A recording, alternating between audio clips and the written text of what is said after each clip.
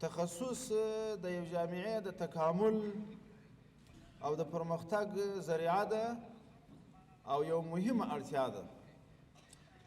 هغه که دیني علومو کې دي که عصري علومو کې دي، د دې ضرورت ده چې باید په جامعه کې په هر فن کې موږ متخصصین ولرو.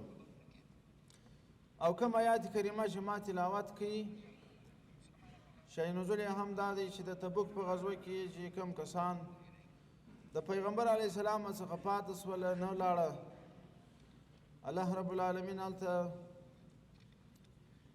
توبیخي خطاب وفرمایه: یا ایها الذین آمنوا ما لکم اذا قیل لکم انفروا فی سبیل الله ثاقلتم الى الارض ارضیتم بالحیاة الدنیا من الآخرة فما متاع الحیاة الدنیا فی الآخرة الا قلیل.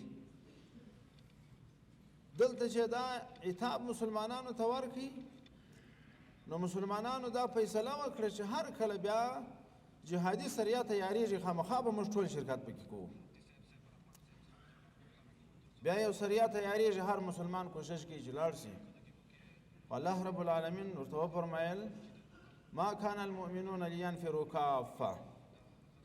مؤمنانو ته نه ده مناسبه، نه ده ورته ضروري چې ټول به په نفیر کې ځي.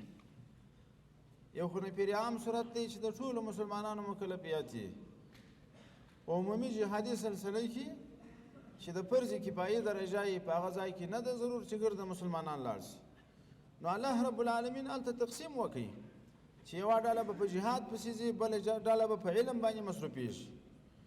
نو دا تقسیم چې وسو چې څوک جهاد ته انتخاب سوه، څوک علم ته انتخاب سوه، همدغه تخصصي اړخ دی.